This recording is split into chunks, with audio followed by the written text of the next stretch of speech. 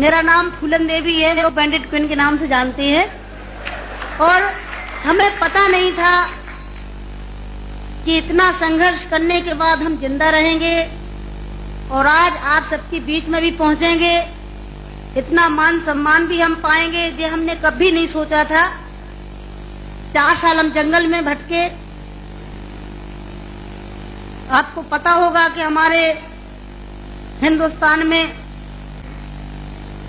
नहीं कहना चाहिए ऐसे मौके पर, कहूंगी, बताऊंगी जो मेरे पे बीती है, कि हमारे सामंतशाही लोग, पैसे वाले लोग, और खासकर मैं जात का नाम लूंगी तो लोग कहेंगे दुबई में जाके जात पुकारी रहेगी।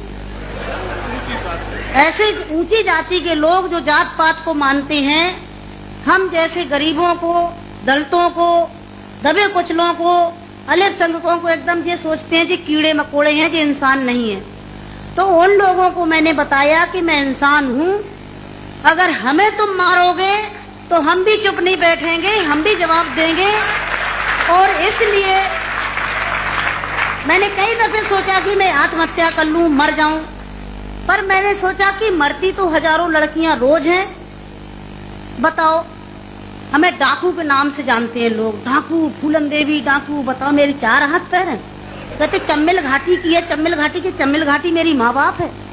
अरे मैं माँ बाप से पैदा हुई हूँ, मेरा कसूर यही है कि मैं झोपड़ी में पैदा हुई, गरीब परिवार में पैदा हुई, दबी कुचली समाज में पैदा हुई, तो हमें जीने का अधिकार है नहीं। मेरे भाई और बहनों, मैंने कोई बुरा काम नहीं किया। मैं तो वहां भी मंच में बोलती हूँ, अब्बू भाई के साथ में तो कई सभाएं हुई हैं, बहुत बड़ी बड़ी सभाएं हुई हैं, कि मैंने कोई बुरा नहीं किया है।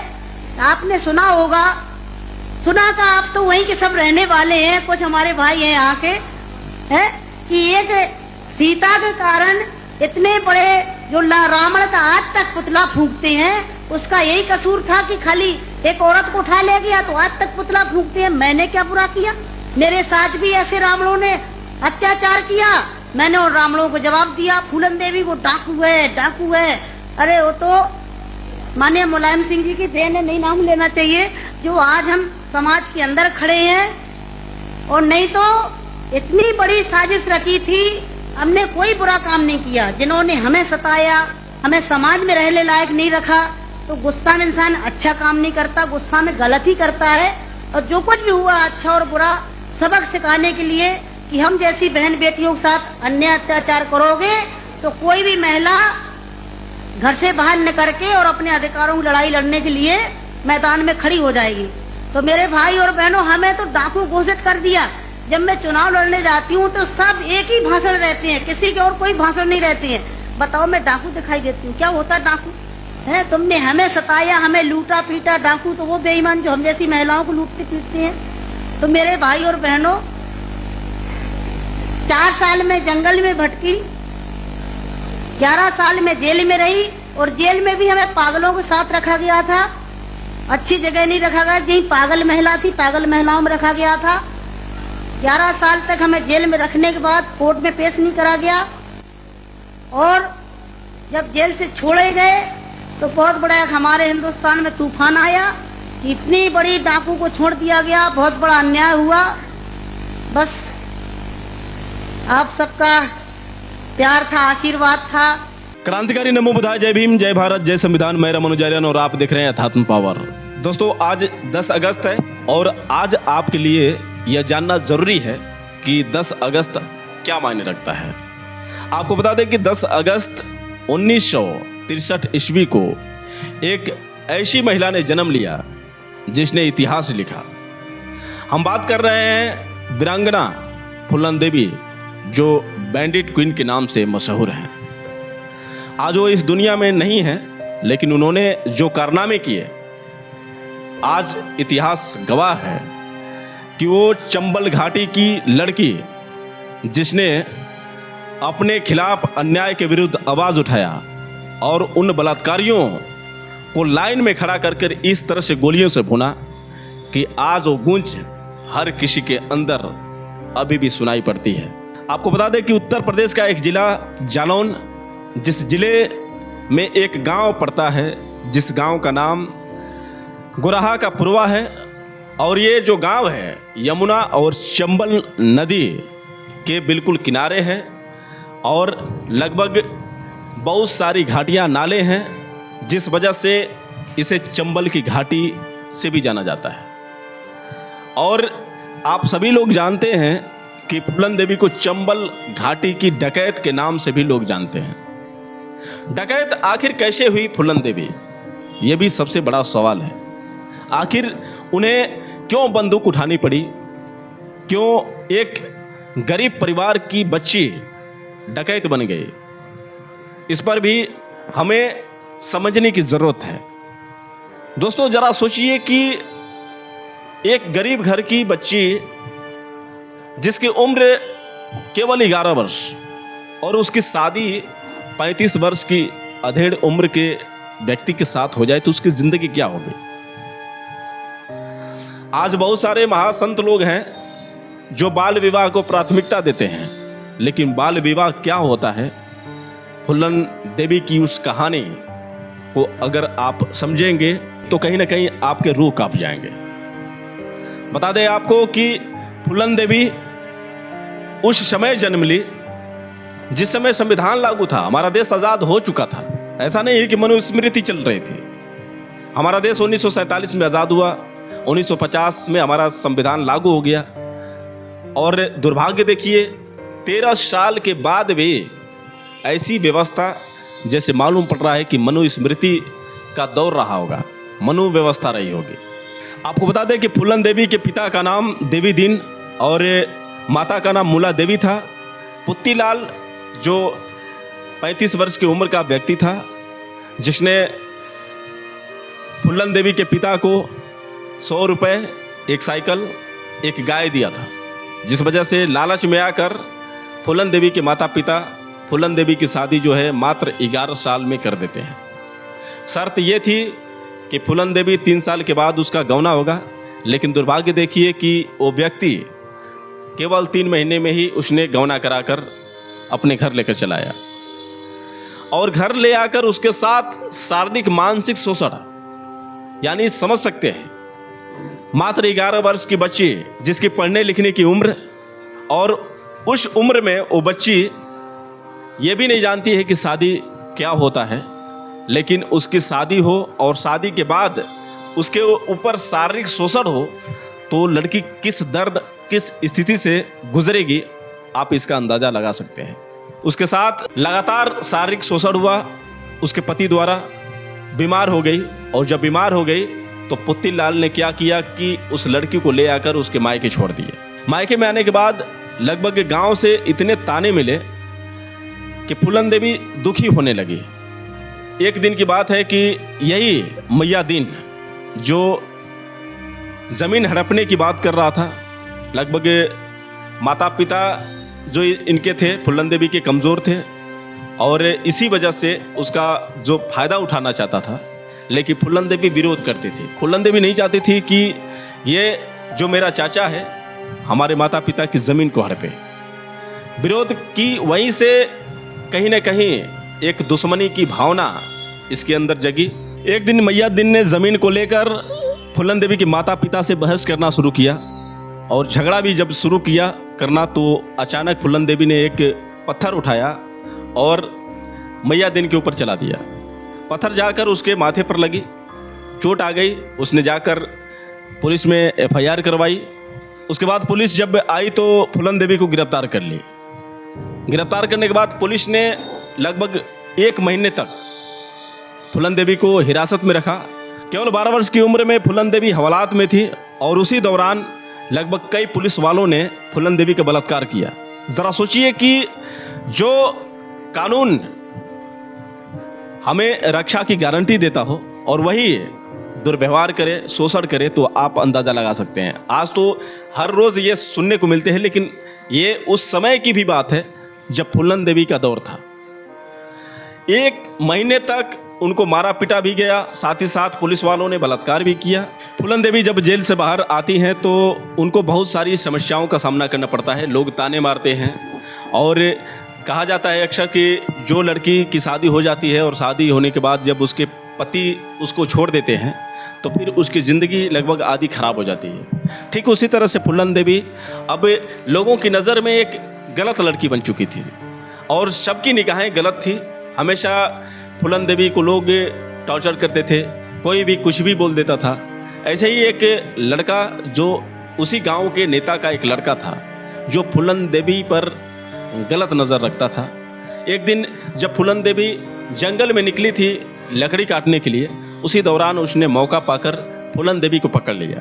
पकड़ने के बाद जब फूलन देवी ने उसका विरोध किया तो वो नीच स्वभाव का आदमी वो तुरंत फूलन देवी को मारना शुरू करता है और मारते मारते गांव में ले जाता है। गांव में ले जाने के बाद गांव वालों के सामने फूलन देवी को इतनी बुरी तरह से पीटता है कि लगभग अधमरी सी हो जाती है।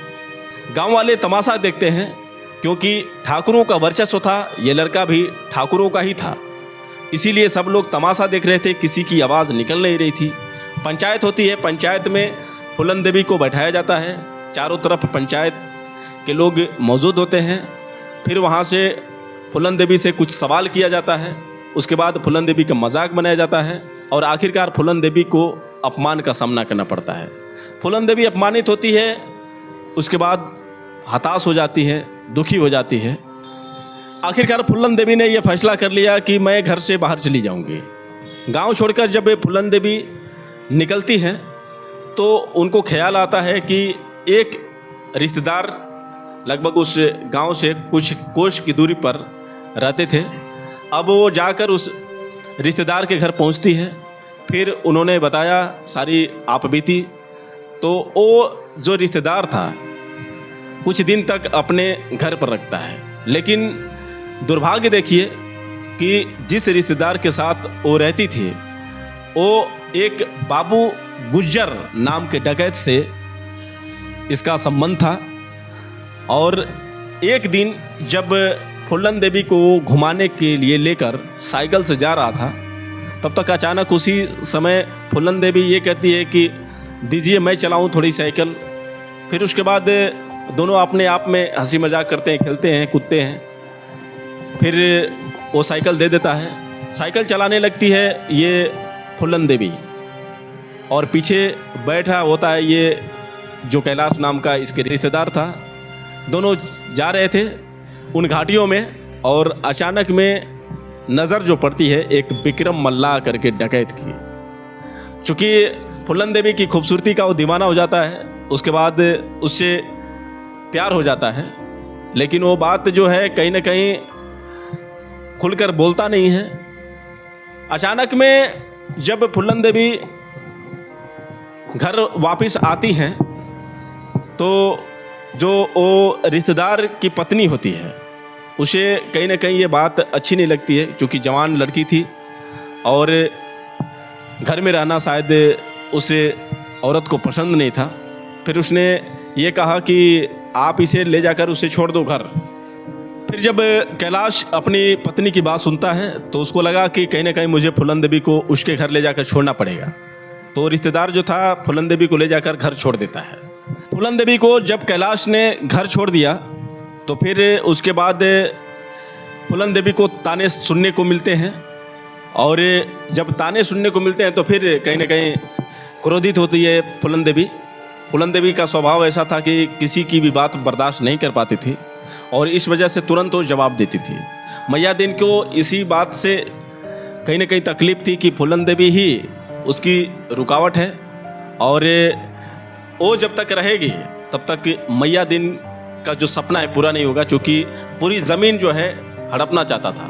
और जब मैया दिन को ये लगने लगा कि कहीं ना कहीं मेरे राहों की काटा है ये फूलन देवी, तो उस कांटे को निकालने की कहीं ना कहीं योजना इसने बनाई और जाकर वो बाबू गुज्जर था उसको सूचना दिया कि मैं तुम्हें एक लड़की बताता हूँ जो ऐसी ऐसी परिस्थितियों में है, अगर तुम में वो दम है तो फिर जाओ और उस लड़की को उठवा लो। अब क्या, जब ये बाबू गुज्जर को बात सुनने में मिली तो कहीं ना कहीं इसके अंदर मन में वो लालच, वो भावना जो कहीं ना कहीं मजबूर कर दी उसको।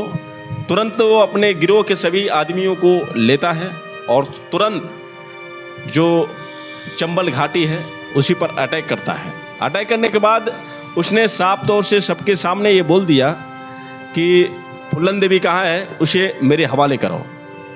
लेकिन फूलन देवी के माता पिता उसे छुपाए थे, वो नहीं चाहते थे कि मेरी बेटी जाए। लेकिन जब देखा उस डाकू ने कि कोई फूलन देवी की सूचना नहीं दे रहा है, तो उसने परिवार के सभी लोगों को कहीं ना कहीं बंधक बना लिया।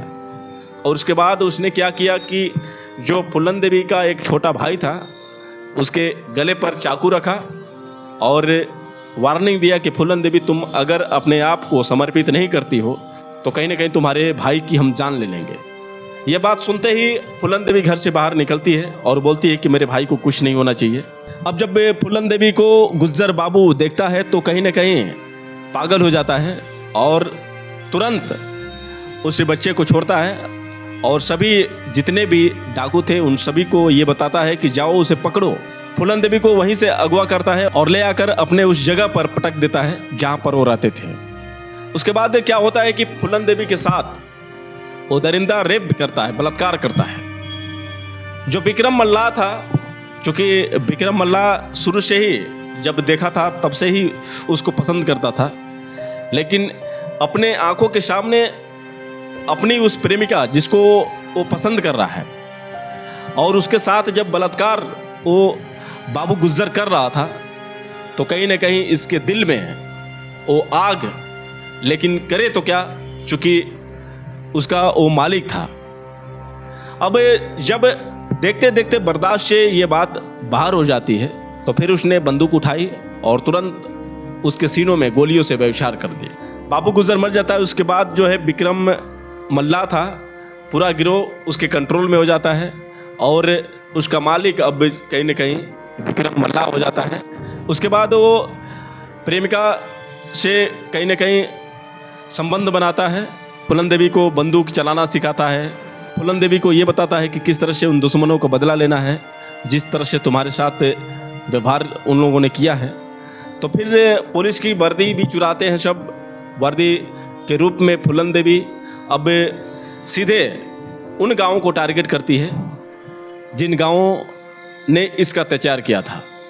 यानी ये कहें तो ठाकुरों के गांवों में अटैक करती है, ठाकुरों के घर को लूटना, ठाकुरों को मारना। तो कहने का मतलब ये है, और फिर ले जाकर उस धन को जो है गरीबों में बांटते हैं।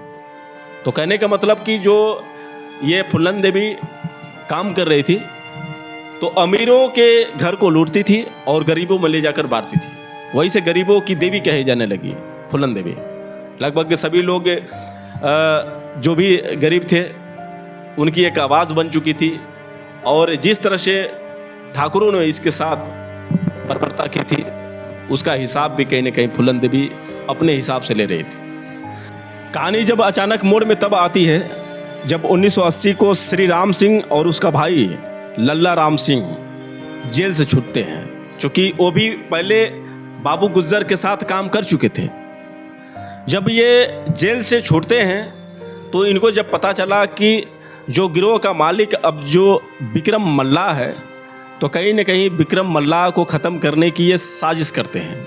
फिर इन्होंने अपना एक गिरोह बनाया और ये जो गिरोह था ठाकुरों का गिरोह था, उसी गिरोह के अब ये दोनों मालिक बन गए। आपको बता दें कि जब ये एक अपना मजबूत गिरोह बना लिए तो तुरंत अटैक करते हैं विक्रम मल्लाह के ऊपर। कुछ विक्रम मल्लाह के गिरोह के लोगों को भी ये मारते हैं। फिर उसके बाद विक्रम मल्लाह को भी इन्होंने गोलियों से भून डाला। अब अकेले बच जाती है फूलन देवी। फूलन देवी के साथ फिर बलात्कार होता है। यानी बैक टू बैक किस तरह से फूलन देवी के ऊपर बलात्कार हुआ आप समझ सकते हैं। पहले उसके पति ने बलात्कार किया, फिर उसके बाद पुलिस वालों ने 1 महीने तक बलात्कार किया, फिर उसके बाद वो लड़का छेड़ा था, उसके बाद फिर इसका जो संबंध कहीं ना कहीं विक्रम मल्लाह से हुआ। फूलन देवी के साथ जिस तरह से ठाकुरों ने बलात्कार किया था, back to back Ram Singh और लल्ला राम सिंह, उसके साथ और बाकी कुछ ठाकुर, लगभग 20 ठाकुरों ने फूलन देवी के साथ बलात्कार किया। और यही जो गूंज थी कहीं ना कहीं फूलन देवी के लिए काफ़ी थी। जिस तरह से एक के बाद एक बलात्कार हुए फूलन देवी के ऊपर, ज़रा सोचिए कैसा मंजर रहा होगा। जब फूलन देवी के साथ इस तरह से बर्बरता हुई होगी। इतना ही नहीं, उन जाहिलों ने बलात्कार करने के बाद फूलन देवी को नग्न अवस्था में ये कहा कि तुम जाओ कुएं से पानी भरो। फिर उसके बाद फूलन देवी कुएं पर जाती है, पानी भरती है और गांव के लोग उस नग्न अवस्था में उस फूलन देवी को देखते हैं और अपनी आंखें झुका लेते हैं। सोच सकते हैं कि वो कैसा दौर रहा होगा, उसके लिए कितना भयानक वो मंजर रहा होगा फूलन देवी के लिए। फूलन देवी फिर उसके बाद उन्होंने सोच लिया कि कहीं ना कहीं मैं उन दरिंदों को भून डालूंगी। और आपको बता दें कि वो मान सिंह डाकू से मुलाकात उन्होंने किया।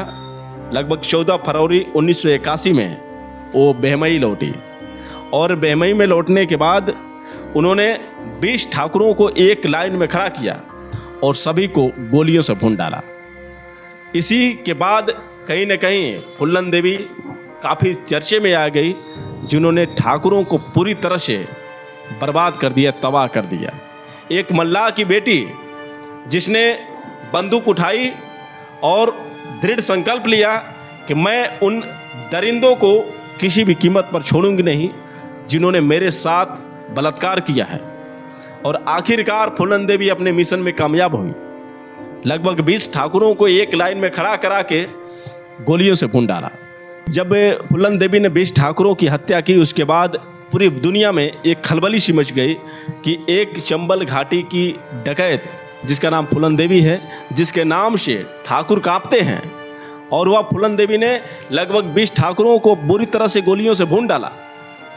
उसके बाद कहीं ना कहीं हर जगह की पुलिस छानबीन करनी शुरू कर दी है, लेकिन फूलन देवी का पता नहीं चलता है। बाद में जब पुलिस को ये सुराग नहीं मिला कि फूलन देवी है कहाँ, तो फिर पुलिस ने उनकी मां को अगवा किया। लगभग 6 महीने तक उनकी मां को हिरासत में रखा गया। जब फूलन देवी को ये बात पता चली कि कहीं ना कहीं हमारे परिवार के लोगों को सताया जा रहा है, मेरी मां को जेल में डाला गया है, मेरे भाई को पीटा जा रहा है, तो फिर उन्होंने समर्पण करने का फैसला किया, लेकिन कुछ शर्तों पर। और वो शर्त लगभग इस प्रकार थे कि मेरे भाई को नौकरी मिले, मेरे माता पिता को रिहा किया जाए, और साथ ही साथ जो ज़मीन विवादित थी उस ज़मीन को मेरे माता पिता के हाथों सौंपी जाए। साथ ही साथ उन्होंने ये भी कहा कि एक निश्चित समय तय करें कि मुझे कब ज़मानत मिलेगी। तो सरकार ने वादा किया कि 8 साल के अंदर में उनको ज़मानत मिल जाएगी, लेकिन यहाँ पर कहीं ना कहीं भारत सरकार ने भी उनके साथ छल किया। 8 साल नहीं बल्कि 11 साल हो गए, लेकिन उनको ज़मानत नहीं मिली। बाद में सन 1994 में मुलायम सिंह की सरकार बनी और मुलायम सिंह ने उनके केस को वापस लिया और तब जाकर उनकी ज़मानत मिली। फिर उसके बाद मुलायम सिंह ने उनको सांसद का टिकट दिया। फिर बाद में वो मिर्ज़ापुर से सांसद भी रही। उसके बाद बहुत सारे इंटरव्यू भी उनके मिले, जिसमें साफ तौर से उन्होंने अपनी ज़िंदगी के बारे में बताया था। थोड़ा आप भी सुनिए किस तरह से उन्होंने अपनी ज़िंदगी के बारे में बताया।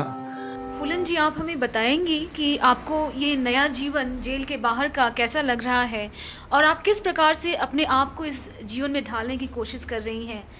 पहले की फूलन जो जेल में थी या जेल के जो बाहर थी, उस फूलन में और अभी की फूलन में क्या अंतर है, क्या समानताएं हैं? वैसे आपको क्या दिखाई दे रहा है? हमें तो जो दिखाई पड़ रहा है ठीक है, आप बताइए क्योंकि हमें मैंने तो पहले की फूलन को तो देखा नहीं है ना।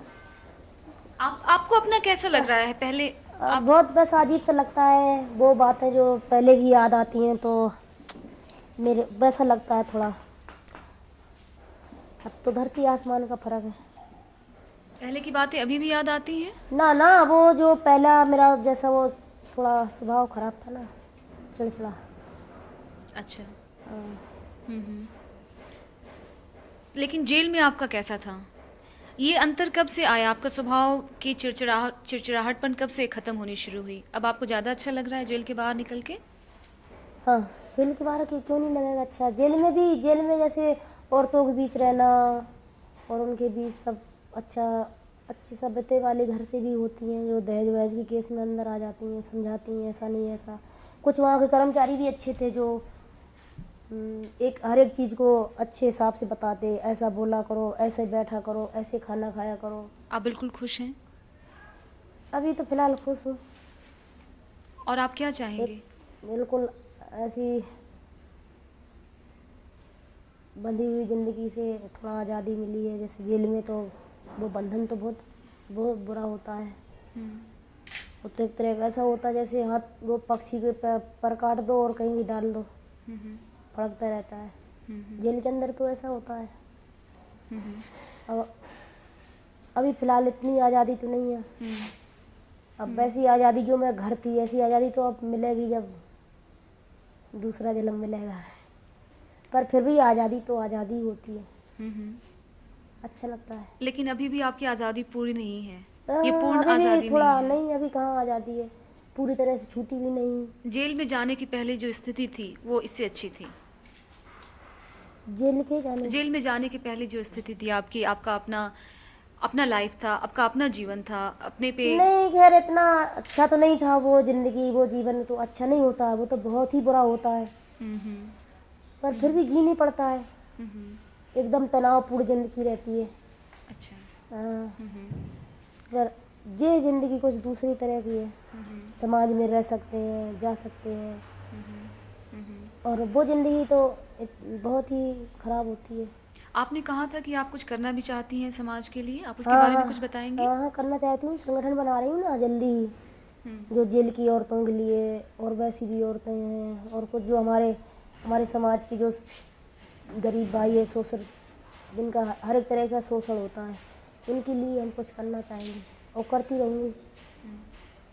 और अभी तो हर एक तरह से हमारे समाज के भाई, वैसे हर एक समाज के लोग हमें साथ दे रहे हैं, सब लोग। और वही सब लोग कह रहे हैं कि तुम ऐसा संगठन बनाओ, हम हर एक तरह से तैयार हैं, आर्थिक रूप से भी, वैसे भी साथ देने में, और संग चलेंगे। आप पे जो फिल्म बनी है, आपने उसको देखा है या उसके बारे में सुना है? सुना तो है पर देखा नहीं है। किताब देखी है, वो भी नहीं पढ़ाई अभी तक। फिल्म देखी नहीं है अभी तक। क्या सुना है फिल्म के बारे में? पता नहीं क्या, यही सुना फिल्म बनी है वहाँ लंदन में, और कोई सीमा विश्वास लड़की थी जिसने मेरा फूलन का रोल भूमिका निभाई है। कैसा लग रहा है आपको ये सब सुन के कि आप पे फिल्म बनी? कैसा भी नहीं है, पहले भी तो बनी है, उसने बनाई थी वो रीता बादली, फूलन बनी थी। पर फिल्म को देख के नहीं लगता है कि ये मेरी कहानी है या मेरा ये वो रोल कोई निभा रहा है, भूमिका निभा रहा है। मैंने देखी तो फिल्म तो नहीं, मेरे को पता ही नहीं चल रहा था कि क्या है। लेकिन इस फिल्म से आपको ये आशा है कि ये आप ही की कहानी होगी? हो सकता है, आशा तो होगी है। हो सकता है कि वो शेखर कपूर भी मिले, उन्होंने भी कहा कि बिल्कुल हमने वही बनाना चाहा है। और भी कई लोग मिले, जो बोवी बेदी हैं, उनकी मिसेस मिली। आपके अनुसार आपके जीवन का वह कौन सा सबसे महत्वपूर्ण पक्ष है जो आप उस फिल्म में दिखाना चाहेंगी? सबसे महत्वपूर्ण दिन तो मेरा वही है जब मैं जेल से छूटी। अच्छा, आपके ऊपर एक किताब भी लिखी जा रही है, आत्मकथा लिख रही हैं आप या लिखवा रही हैं। हाँ, तो ये कब तक आएगी छप के? जल्दी आ जाएगी, जल्दी आ जाएगी, 2-4 महीना में। 6 महीने लगेंगे ज़्यादा से ज़्यादा, 6 महीना के अंदर अंदर ही आ जाएगी वो किताब। ये जो फ्रांसीसी कंपनी आप पे किताब लिख रही है, उसके बारे में आप कुछ बताएंगी? हाँ, क्यों नहीं बताएंगे। लिखी जा रही है, और वो भी सुनते 28 भाषाओं में लिखी जाएगी। कोई फ्रांसी कंपनी है, याद नहीं आ रहा कंपनी, उसका वो कंपनी का वो ढूंढे लेटर पर। कब तक ये किताब छप के आ जाएगी? कितना लिखा जा चुका है और कब तक छप के आ जाएगी? बस मैं जेल में आ चुकी हूँ, उस लिखने का तो मैं कुछ पता नहीं है, पर उनको जो मैं बताती हूँ ना, जेल में आ चुकी हूँ, और 5-6 महीना के अंदर आ जाएगी वो किताब। तो सुना आपने किस तरह से फूलन देवी ने अपनी ज़िंदगी के बारे में बताया। आपको बता दें कि 25 जुलाई 2001 को करीब 1:30 बजे नई दिल्ली के 44 अशोक रोड पर जो उनका घर था, और जो ही वो घर से बाहर निकली थी, तब तक अचानक में 3 अज्ञात लोगों ने उनके ऊपर ताबड़तोड़ गोलियां बरसानी शुरू कर दी। लगभग उनके शरीर में 9 गोलियां लगी, उनका जो अंगरक्षक था उसके ऊपर 2 गोलियां लगी, और जब तक वो अस्पताल में जाती तब तक मृत घोषित हो चुकी थी। इस तरह से फूलन देवी का पूरा जीवन काल समाप्त हुआ और करीब 37 साल के अंदर उन्होंने इतने संघर्ष किए। 11 साल तक जेल झेला, 4 वर्ष तक गुंडों के साथ रहे। मतलब ये समझ सकते हैं कि पूरी ज़िंदगी किस तरह से उन्होंने संघर्षों में गुजारा, किस तरह की तकलीफ़ों में गुजारा और किस तरह से उन्होंने अपने खिलाफ हुए अन्याय का बदला लिया। आप लोगों की क्या राय है, आप लोग कमेंट करके बताएं और हो सके तो इस वीडियो को ज़्यादा से ज़्यादा शेयर करें। फिर मिलेंगे अगले वीडियो के साथ, तब तक के लिए क्रांतिकारी नमो बुधाय, जय भीम।